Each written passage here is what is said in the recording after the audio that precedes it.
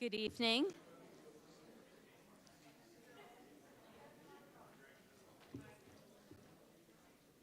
Please rise for the arrival of His Honor, the Honorable Mike Savage, Lieutenant Governor of Nova Scotia, and Her Honor, Ms. Darlene Savage.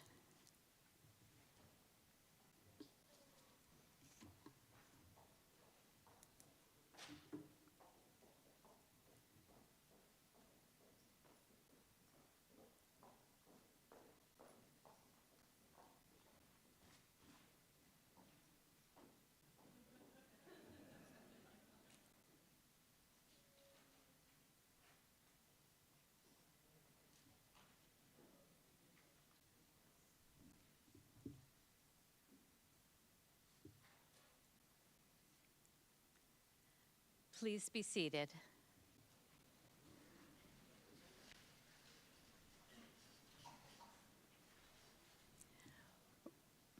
Welcome. My name is Edna Levine, and I'm the Director of Community Engagement at the Atlantic Jewish Council. And on behalf of the Atlantic Jewish Council and the Halifax Central Library, we warmly welcome you to our annual Holocaust Remembrance Day Yom HaShoah program. I would also like to extend a warm welcome to our distinguished guests, His Honor, the Honorable Mike Savage, Lieutenant Governor of Nova Scotia, and Her Honor, Ms. Darlene Savage, Claudia Chender, Leader of the Official Opposition and MLA for Dartmouth South, Damon Stolov, MLA for Bedford South, Rabbi Mendel Feldman, Chabad Lubavitch of the Maritimes, Reverend Eric Malloy, Pastor, Good Shepherd Church, Colonel Tara Willis, 12th Wing Commander, Royal Canadian Air Force, James McCarran, Wing Chief Warrant Officer, 12th Wing Royal Canadian Air Force, Don McLean, Chief of the Halifax Regional Police, Jeff Potier, Detective Constable, Halifax Regional Police, William Leahy, President and Vice Chancellor of the University of King's College, Nicole Mosier, Council Relations and Community Liaison Officer with the Mayor's Office of Halifax, and a special welcome to this evening's program guests, Yolana Wassersug and Olga Milosevich.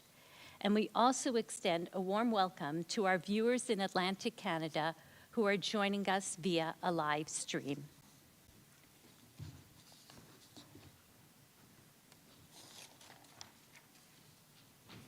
Before we begin tonight's program, it's important that we take a moment to acknowledge that our program at the Halifax Central Library is located in Mi'kma'ki, the ancestral and unceded territory of the Mi'kmaq people.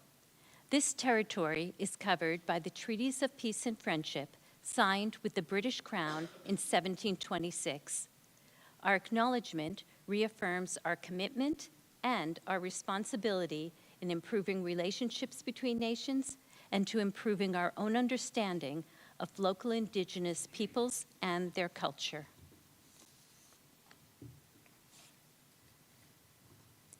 We gather here tonight for our annual Holocaust Remembrance Day program. This day calls upon us not only to remember the devastation of the Holocaust, but also the courage and moral strength shown in the face of unimaginable darkness. We remember the 6 million Jewish men, women, and children who were murdered during the Holocaust, along with the millions of other innocent victims of Nazi persecution. We remember their lives, their families, their communities, and the worlds that were destroyed. As the generation of survivors grows smaller, the responsibility of remembrance passes to us. We become the witnesses to their witness. This evening, we honor the life and legacy of Holocaust survivor, the late Helena Jockel, author of her memoir, We Sang in Hushed Voices. Through her testimony, she ensured that memory will endure. We are deeply honored that Helena's son, Pavel, and her grandsons, Tom and Dan, as well as her great-grandchildren, are with us this evening, a living testament to the resilience, continuity, and hope. We are also honored to be joined by Helena's granddaughter, Yolana Wassersug, who continues this important work of remembrance, and in conversation this evening with retired CBC radio broadcaster Olga Milosevich, she will reflect on Helena's life and the responsibility of carrying memory forward. We also remember Helena's daughter, Dr. Yana Wieder, Yolana's mother, who passed away in 2020. Yana was a deeply respected physician in our community, and her life reflected the strength and values passed from one generation to the next. To assist with the candle lighting ceremony this evening, I invite Skylar Smith to please come forward.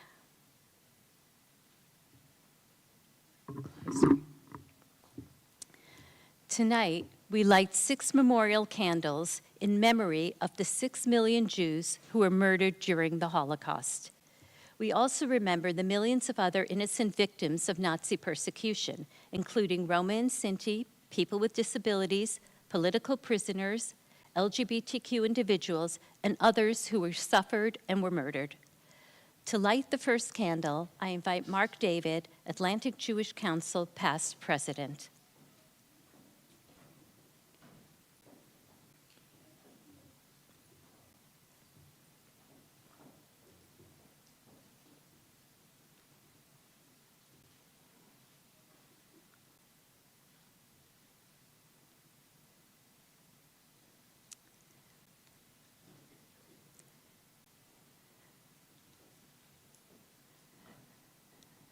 To light the second candle, I invite His Honor, the Honorable Mike Savage, Lieutenant Governor of Nova Scotia.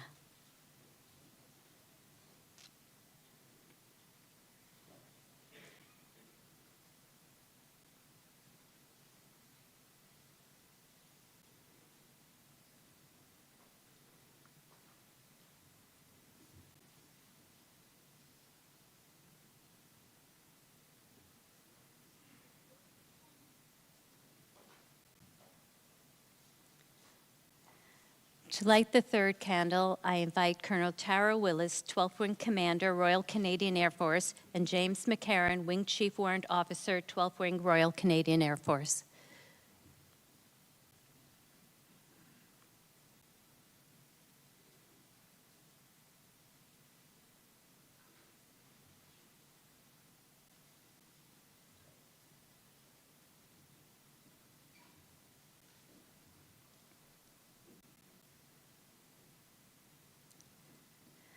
To light the fourth candle, I invite Chief Don McLean, Halifax Regional Police.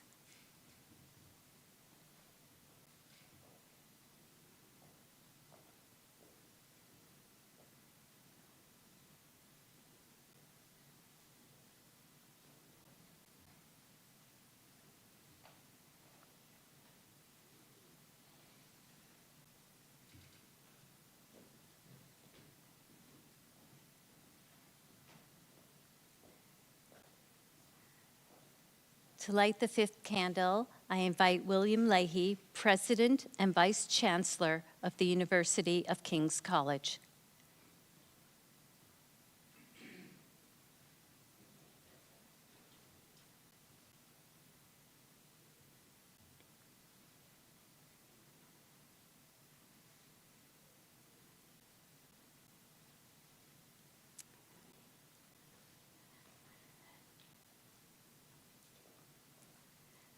To light the sixth candle, I would now like to invite Helena Jockel's granddaughter Yolana, along with Helena's son Pavel and their family members, to come forward and light a memorial candle.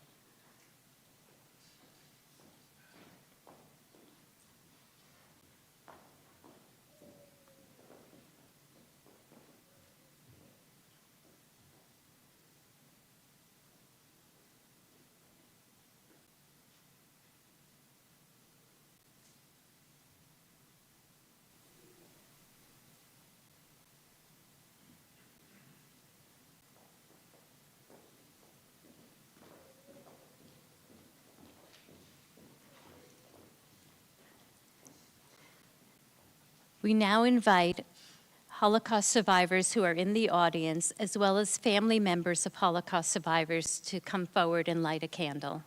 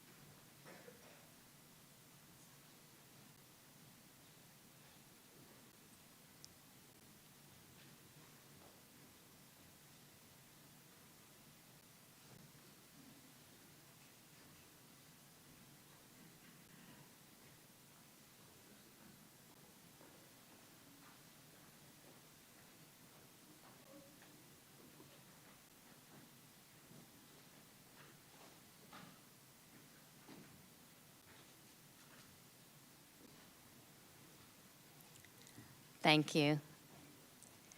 I now invite Rabbi Mendel Feldman, Chabad Lubavitch of the Maritimes, to come forward and recite a memorial prayer.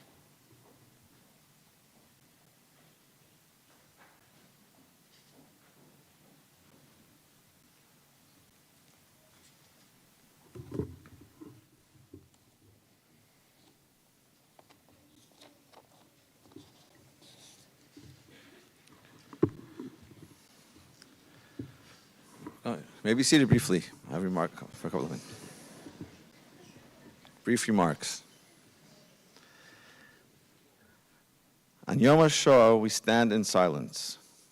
Yet within the silence echoes the cry of 6 million Kedoshim, holy souls who were taken from us in the horrors of the Holocaust.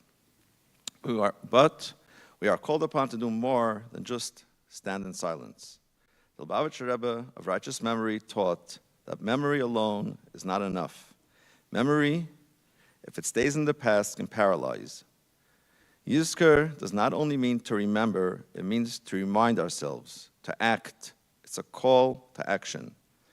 This is emphasized in the Passover Haggadah, as it says, mitchila of de avodah zarah. If memory remains mitchila, meaning in the past, then it has not accomplished anything. But if it is achshav, now, if it's in the present, if the memory is a call to action, then it has achieved a purpose.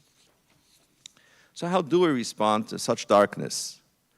Our sages teach that when we encounter darkness, we are not meant to be overwhelmed by it, but rather illuminate it. The Jewish response has never been despair.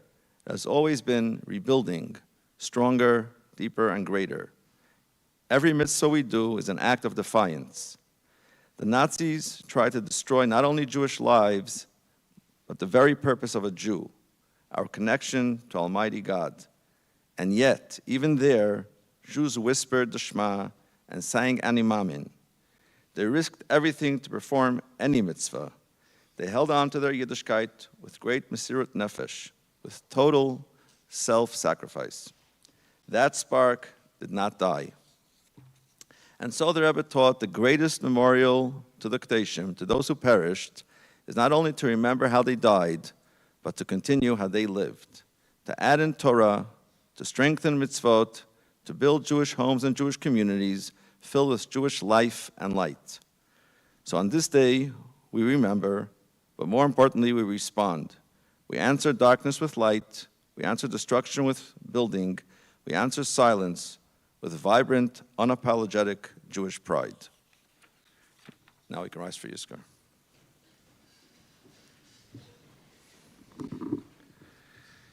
Yizkor lihim es nishmas achenu b'nei Yisrael chalei HaShoah v'gibeiraha nishmeis shishmeis ribeveis alfa Yisrael shehumsu v'shenergu v'shenechneku v'shenikbru chayim v'skilas hakedesh shenechrevu al kedushas Hashem Yizkor lihim es hakedosam im hakedosh shark deisha Yisrael v'gibeirav mimei eilam V'yitzrer b'tzer achayim es nishmasam, hanehavim v'anim b'chayeihem, uv'meitzam lo'in nifradu, yenucha b'shalom ishkaveisam, v'neimar, amen. May the Lord remember the souls of the holy and pure who were killed, murdered, slaughtered, burned, drowned, and strangled for the sanctification of his name. May their souls be bound in the bond of life, together with the souls of Abraham, Isaac, and Jacob, Sarah, Rebecca, Rachel, and Leah, and together with other righteous men and women in the Garden of Eden, and let us respond, Amen. You may be seated.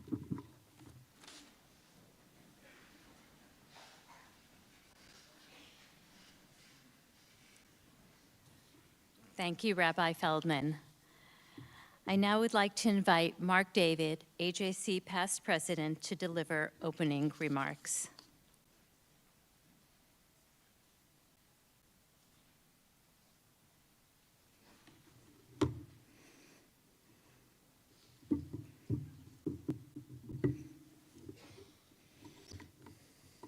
Your Honor, and Your Honor, distinguished guests, friends, good evening. I'm humbled to stand before you this evening. Atlantic Jewish Council President Naomi Levine sends her sincere regrets that she cannot be here. I'm honored to present these remarks in her stead. This is the third time I've been asked to speak on this solemn day, the 27th of Nisan on the Hebrew calendar. It is a date chosen to coincide with the 1943 Warsaw Ghetto Uprising. I often remind people that while we refer to Yom HaShoah for brevity, the full name of this day is Yom HaZikaron LaShoah VeLaGvura, Holocaust and Heroism Remembrance Day. Unlike International Holocaust Remembrance Day in January, which focuses on global education and the broader Holocaust experience, today is deeply personal to the Jewish experience. That distinction matters. The name of the day reminds us that the Jews of Europe did not go like sheep to the slaughter. They resisted. They fought back through ghetto uprisings, partisan warfare, and camp revolts. They also resisted spiritually. They documented atrocities while they were happening so that later generations could seek justice. They risked everything to practice Judaism whenever and however they could, and to save Torahs, holy texts, and community records. The name also reminds us that the Shoah was not a monolith. It was a holocaust of bullets in the Baltic states where my own ancestors were murdered in the Lithuanian shtetl of Dribyan. It was a different horror in Holland than it was in Austria. It unfolded differently in Italy than in Russia or Poland. Memory is an important component of Jewish identity. We mourn those murdered in the Shoah as we mourn our own family. This duty feels more urgent today. We live in a contradictory time where Holocaust denial is rampant, yet the word Holocaust and genocide is simultaneously weaponized and cheapened through false allegations against the State of Israel. Whether from ignorance or malice, these distortions insult the memory of those who were murdered during the Shoah or those who endured its privations. Each year, Yad Vashem assigns a theme to the day. This year's theme is the enduring importance of family. It asks us to look at the rupture of the Jewish domestic world, but also the resilience that allowed families to rebuild from the ashes. In a few moments, you will hear Olga Milosevich and Yolana Wassersug discuss a woman who embodied that resilience, Yolana's grandmother, Helena Jockel. I had the privilege of knowing Mrs. Jockel, as well as her late daughter, Yana, and her son, Pavel, who's here tonight with his family. Mrs. Jockel always carried herself with grace and dignity. Years ago, I spoke alongside her at an education session for students preparing to attend the Azrieli Foundation trip to the United States Holocaust Memorial Museum.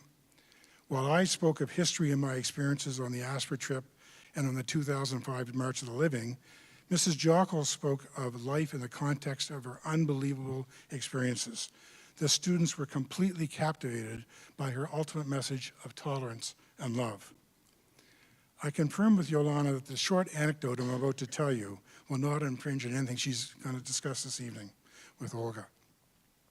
During that education session those years ago, Mrs. Jockel mentioned almost casually that during her journey through the Shoah, on separate occasions, she came face to face with Adolf Eichmann and Josef Mengele, two people in the Nazi hierarchy whose names are synonymous with the Shoah. These encounters are mentioned in Mrs. Jockel's memoirs, We Sang in Hushed Voices, which you'll see on one of the screens. It's a staggering thought. How does one of the kindest people you'll ever meet survive encounters with two of history's most notorious monsters? How do those encounters not shatter her faith in humanity? I will leave that for Olga and Yolana to discuss further. What Mrs. Jockel's story taught me is that the Shoah is not an abstract, dusty chapter of a history book. It's not something that happened long ago and far away. It happened to the Jewish people less than 100 years ago in supposedly civilized Europe. And it can happen again anywhere in the world if we are not careful. Through survivors like Mrs. Jockel, who chose Atlantic Canada as their home and who contributed so much to our communities, and through descendants like Yolana and her uncle and his family, that history lives among us here in Atlantic Canada. And now it is our job to tell the world what happened in the presence of evil. Together with Yolana and her family, we are stewards of Mrs. Jockel's legacy.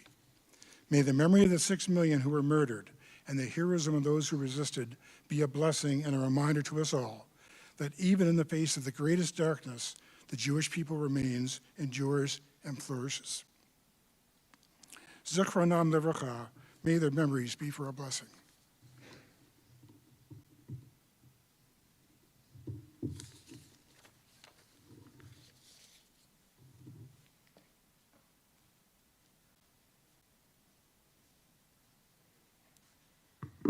Thank you, Mark. Thank you for those heartfelt remarks. Your words really remind us the importance of remembrance.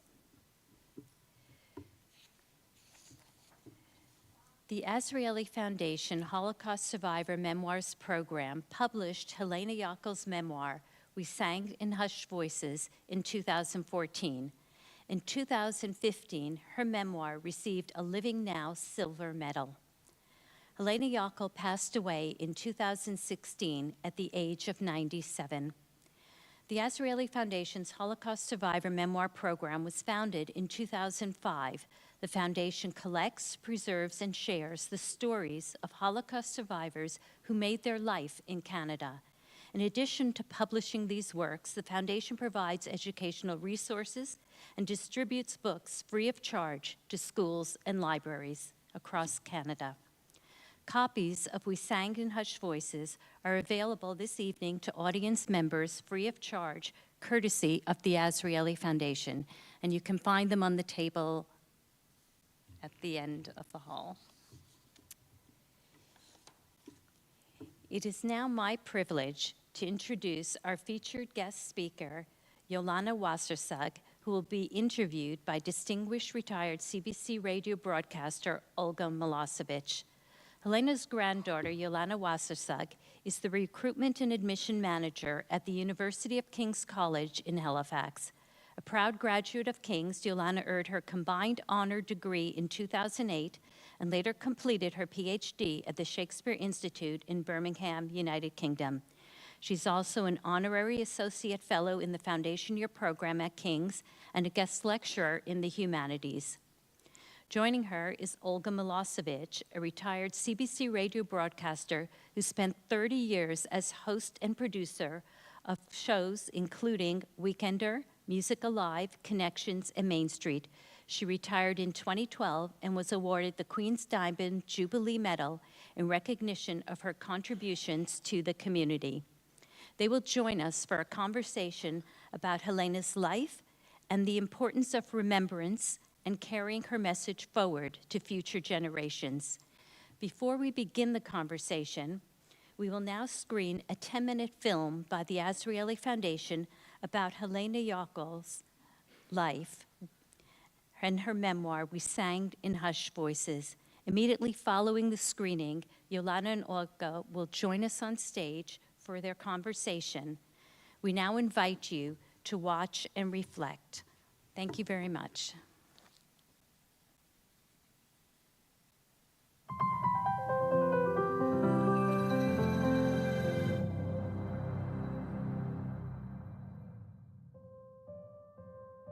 I did not forget anything, so I shall try to tell you.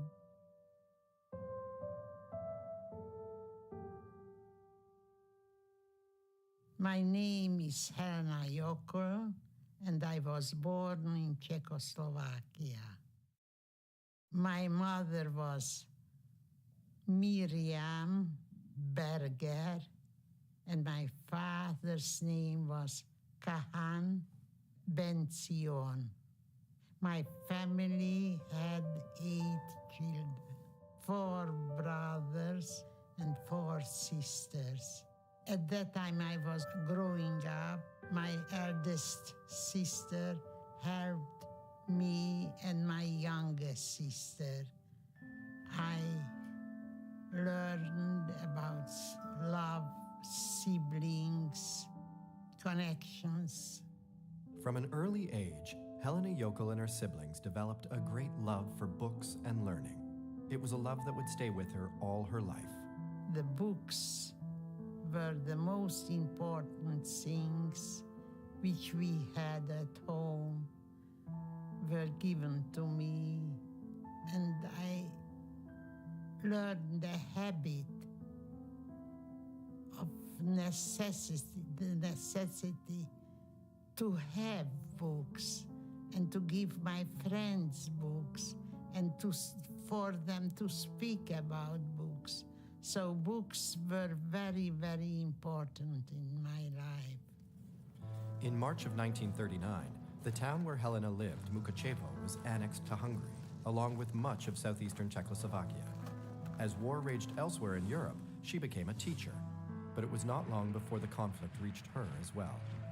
Miklos Horthy, the ruler of Hungary, allied himself with the Nazis. When I was in Hungary, I was quite desperate because we understood that Horthy did not want to help us. They were the last days of their existence. Could be saved million people, 1 million. Instead, I was a witness that these wonderful, innocent, beautiful, talented children were sent to the gas chambers. In the spring of 1944, Helena became one of over 400,000 Jews deported from Hungary to Auschwitz. In her heartbreaking and inspiring memoir, she writes of the horrors she witnessed, but also of the incredible moments of beauty and kindness, moments that were key to her survival. It seems paradoxical to talk about music and Birkenau in the same breath. Singing was a key part of our existence. When our work was done and the guards weren't present, we could find safe moments to sing Hebrew songs. I couldn't sing well, but it didn't matter. I would teach my friends the words to songs I had learned in school, and the women with good voices would figure out the tune. Together, we combined words and voices, our voices hushed so that no one would hear us. It gave us encouragement and lifted our spirits. In those moments, we didn't speak about death and killing. Amidst the chaos, the noise, the cries, I suddenly heard Leah, a Slovak Jewish girl from our group. She was standing up and singing the well-known Jewish prayer, Shema Yisrael. The Shema is the Jewish declaration of faith. It is the first prayer that a Jewish child learns, and traditionally the last words a Jewish person says before he or she dies. Leah had such a soothing voice. Soon, Each one of us joined in singing the prayer with her, each in her own language and voice, yet unified by our suffering. It was a profoundly soulful, beautiful, and rare moment in that quagmire of inhumanity. At the beginning, I still spoke about it and wanted to teach and taught 30 years. What I felt, what can I do? Anything else? And I write that story and open my mouth. The name of my book is We Sang in Hushed Voices.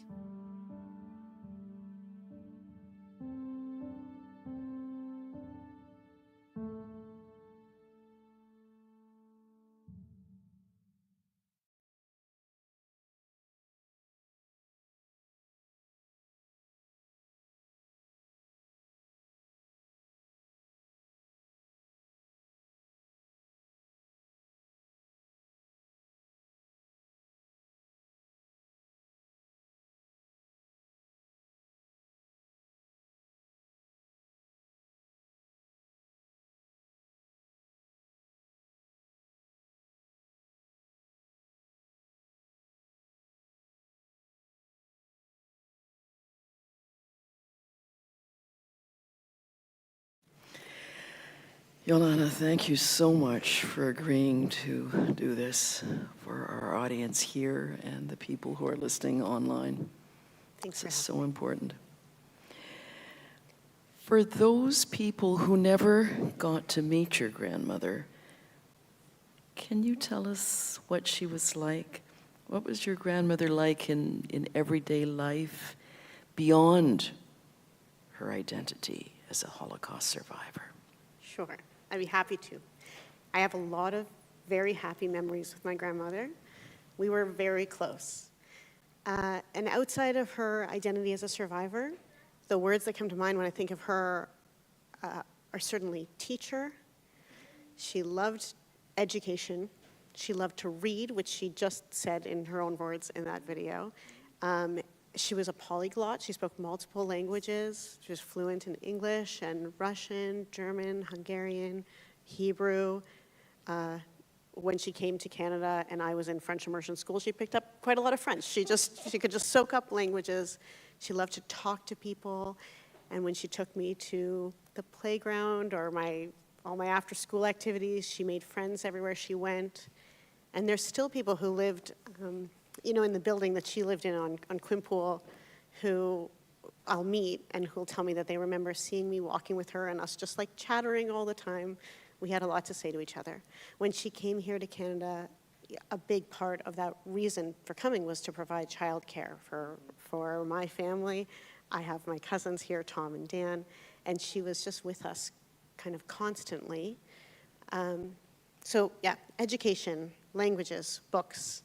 She loved children. Obviously, Tom, Dan, and I were her favorite children ever, but she loved all children. She remembered the names of literally every kid in my elementary school class, and she would still ask about them when I was at university, which was incredible.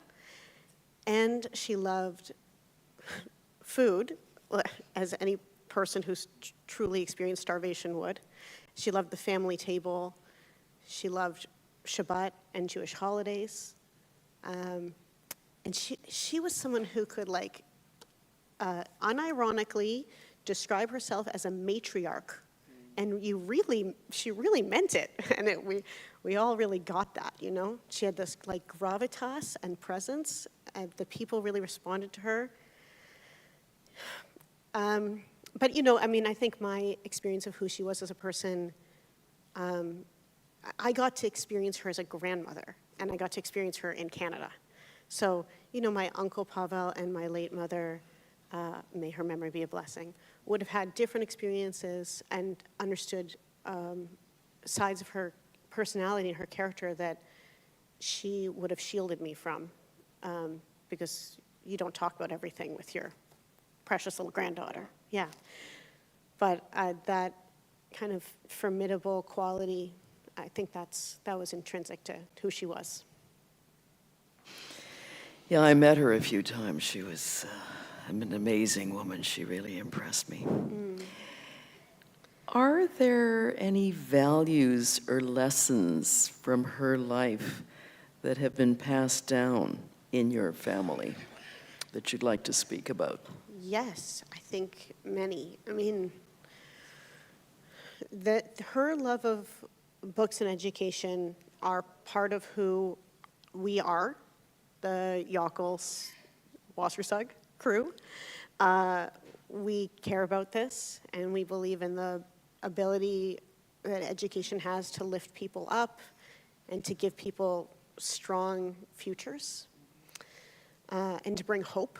And that's something that we get from her. There are times in my own spiritual experiences and my life as a Jewish person, I'm very proud to be a Jewish person. But there's, there are days sometimes when I think, oh, Judaism is hard. And I stick with faith because of her. That's something that when I think about why do I believe this and why do I do this, and a lot of that comes from her. So yeah, I don't know if that's, I don't want to speak on behalf of my whole family. I'm sure they have a lot of values that they carry forward and remember about my bubby. But these are the ones that kind of I feel are in me all the time. My daughter called her grandmother Bubby. Yeah, so actually it's so strange in this environment hearing people call her Helena, because everyone who knew her called her by her nickname, which was Ebi. So to me, she's Bubby Ebi, more than she was ever Helena Jockel. Yeah. It's understandable. How and why do you think your grandmother decided, oops, sorry, I didn't turn my mic on. Sorry about that. How and why did your grandmother decide to write her memoirs, and what did that process mean, do you think, to her? And what was it like for you and your family to see her memoirs published? Sure. Yeah, it's an interesting thing. All through my teenage years and young adulthood, if I ever said to somebody, oh, my grandmother was a Holocaust survivor, people would, an interesting thing that happens when you say that, I wonder if my cousins have experienced this, but I certainly have, is people would say to me, oh, you need to write down her story. You need to get a camera and record her story. You need to get a tape recorder and get her to tell you her story. And it was like, people would react to it like this was my mission. This is my job, that I need to collect this story. And I always kind of bristled at that when people would react to it, because the thing is, that's not what she wanted for me. She was very open. She was a Holocaust educator. She spoke to school groups and church groups and summer camps and the Asper Foundation trip and anyone who would invite her. She was at the University of King's College once a year in Dorota Glavaca's classroom, and she was doing the lectures. But she didn't want or need me to be a helper or a conduit for telling her story. If anything, this was not, in her view, the responsibility that a grandchild has. And so we're very grateful to the Azrieli Foundation for having approached her to ask her to write this memoir. And critically, she didn't do it alone. And also, very importantly, she didn't do it with me or another family member. She did it with a friend who's here, Carolyn. Hi, Carolyn. Who's, so generously gave her time and her patience and her care and her ear to my grandmother, which was a wonderful act of friendship. And Dorota Glavaca also helped in a really important way by writing the introduction to the book. And I think that what Dorota and Carolyn provided by doing this work with my grandmother and helping to capture this testimony, I think that was a real gift, not just for our family, but a gift for, anyway, actually, I'll read an excerpt because my grandmother communicates this better than I'm communicating it right now. So she says, I had been thinking about writing my memoirs since coming to Canada. I felt inspired to document my survival of the chaos of Nazi Germany. I believed that I would gain some inner satisfaction and my heart would somehow heal if I were finally able to expose the truth and warn people to never, ever accept evil in any guise. At one of my talks at King's in 1999, I befriended one of the students who herself felt compelled to attend the course for her own deep personal reasons. After speaking with this woman, Carolyn Festerman-Condé, over a number of years, I felt she had the sincerity as well as the requisite writing and technical skills to be able to help me with this memoir. We met for an hour or two once a week for more than 2 years to speak about my family and my life before and during and since the Holocaust. Memoir writing is a very difficult and traumatic undertaking for any survivor of trauma.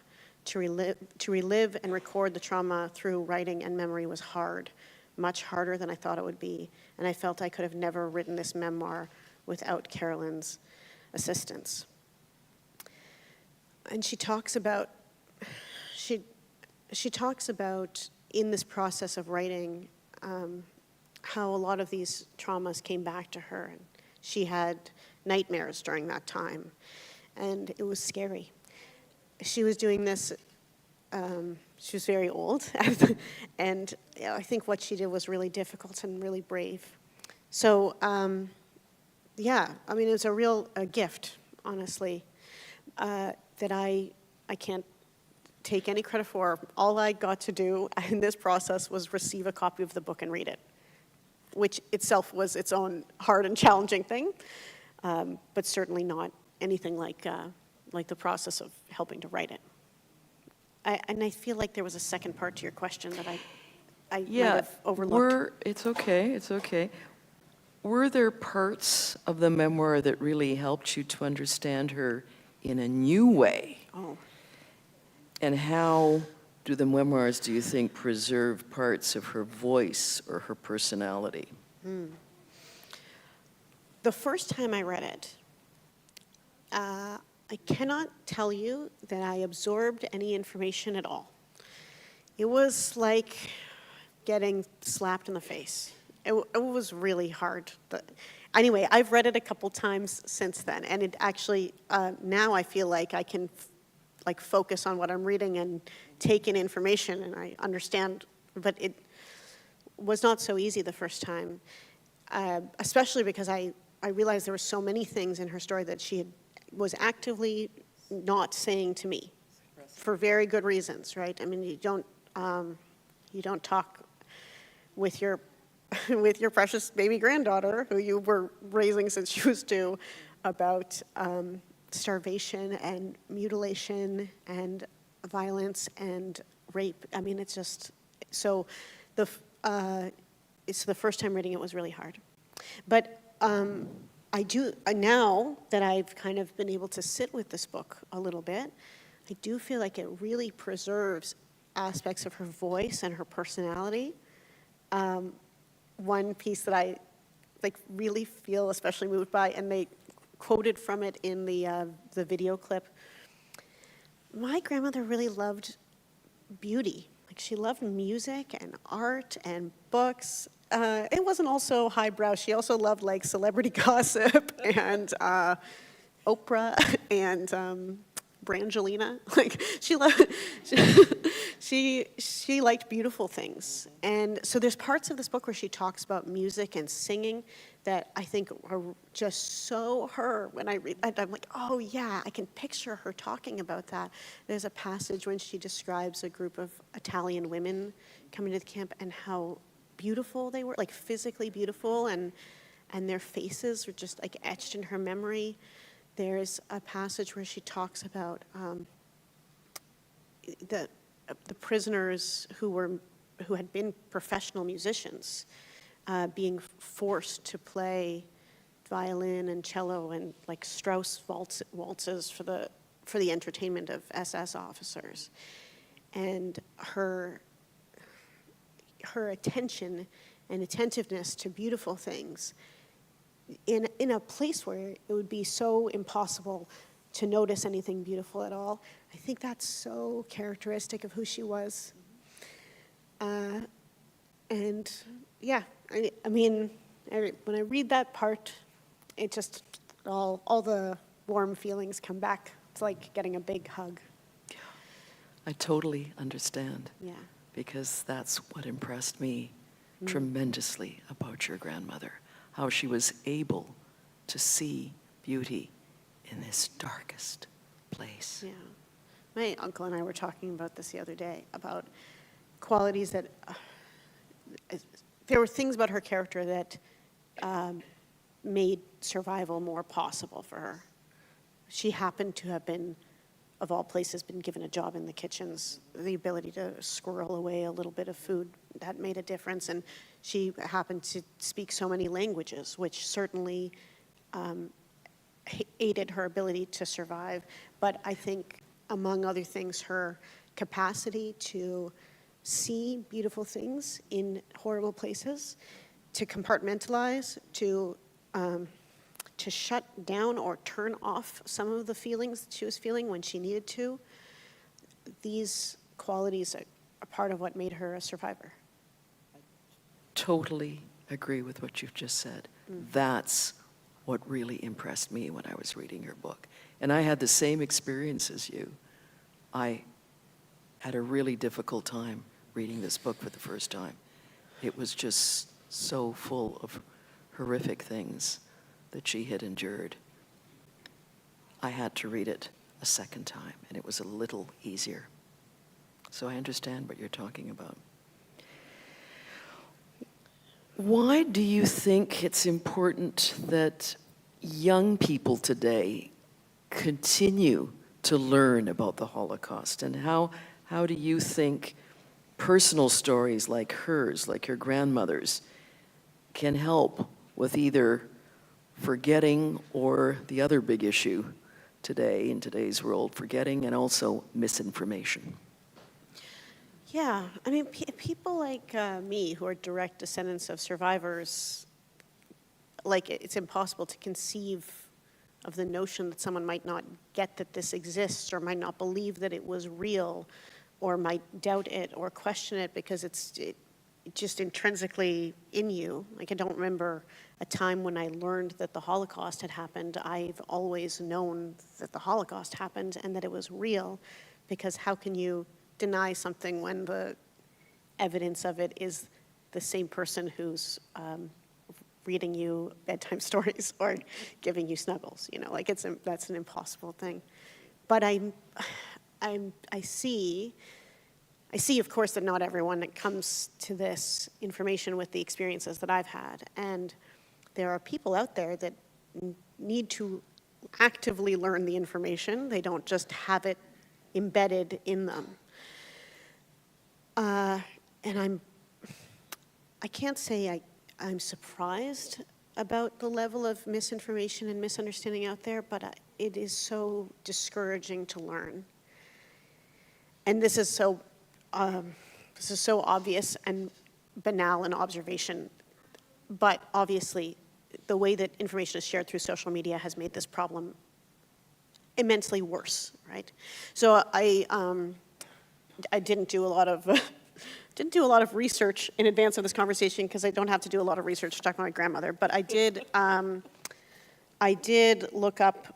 I wanted to know a little bit about kind of the scope of misinformation out there. And so what I've learned recently is that in a 2022 report from UNESCO and United Nations, they found that nearly half, 49%, of publicly available information about the Holocaust that circulates on social media channels is denial or distortion, which is wild. And then a 2024 study that was based here in Canada found that 1 in every 6 Canadians aged 18 to 24 believe that Jews exaggerate the Holocaust. So we're in a powder keg of, it's a bad circumstance. People are going to the wrong place to find information, and when they get there, they're learning the wrong thing. And we've been saying the word misinformation in this conversation, but a huge part of this is not misinformation, but disinformation, an active and insidious effort to spread false information.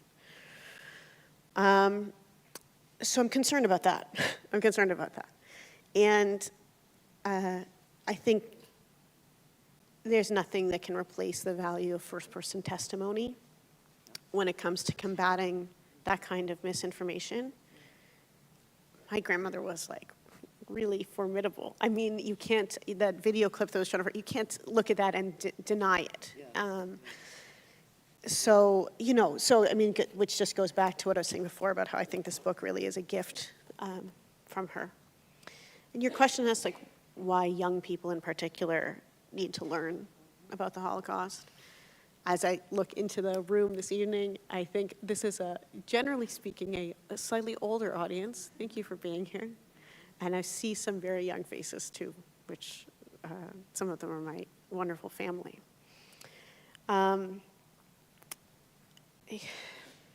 Young people, when I think about my son and all my worries come out, but young people are facing this like world of complexity. The information that's out there, whether it's about the Holocaust or about any topic they might want to learn about, is confusing. And the ways that people get information is confusing. And I've noticed that this can create a lot of isolation and loneliness for young people, right, in particular. So I think that this process of learning about the Holocaust when you're young can build empathy and connection. People really need that. And there's a lot you can learn from reviewing this history that is relevant or analogous to the exact problems that people are going to face now. When you learn about the Holocaust, you can start to notice the patterns of action, policy, behavior that are the warning signs that supposedly civilized society is turning towards fascism, and we need to be vigilant about that. Young people in particular need to be really vigilant about that. So I really hope that there are young readers that are picking up memoirs like my grandmother's, and I think the Azrieli Foundation is doing incredible work in trying to bring those stories into classrooms and for students. Finally, if your grandmother were here now with us, what do you think she would want people to remember most? And what do you hope readers and our audience here tonight and online will take away from your grandmother's story? Yeah. So my grandmother talked about this a lot. The point that I was just making about how there's things you can learn from the Holocaust that will help prepare you and make you attuned and aware to hatred and intolerance in your own community. She believed that there was value in that lesson. That was, I think, a big part of what motivated her to keep telling this story over and over. I'm not sure she would, if she was here to see this moment, the things that would be making her feel proud or feel connected are not necessarily that there's a Holocaust event where people are talking about her memoir. More than anything else, I think if my grandmother was here, the big takeaway for her would be that she has 6 great-grandsons. That would be the main thing that she would be focused on. There's nothing in the world that could have made her prouder than the knowledge that that her family tree, which was shrunken down with violence, has grown and flourished again in Canada through love and through marriage and babies. Her children are her favorite thing. So I think about that a lot when I think about what she would want, what she would take away for herself. She says much better than I can about what she hopes you all would take away from reading her memoir. When I lecture about my life as a survivor, I generally conclude by saying, I know that my lecture has made you sad, and I feel sad too. I also know that you feel frightened by what I have told you. I want to ask you to be aware of how easy it is for people to sink into a state of intolerance and inhumanity. I don't want you to go through what I went through. It can happen again. Witness what is happening all over the world. People don't tell the truth. They distort historical facts. Do not neglect your duty towards your fellow man. If we continue to be intolerant towards each other, intolerant of our differences, if we are unkind to others, it can happen again.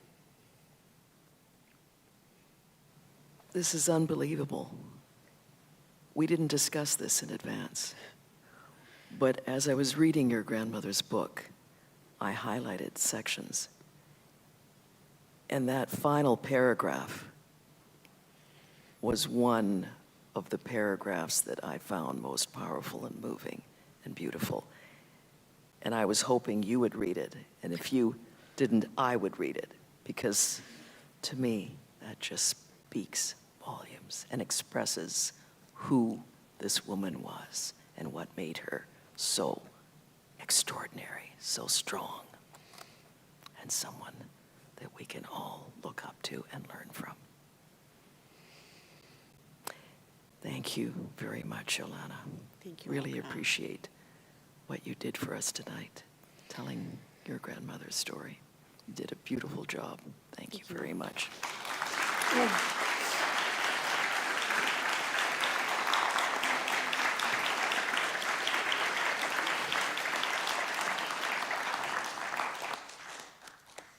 Thank you so much, Yolana. Thank you so much, Olga. We really appreciate you sharing this story.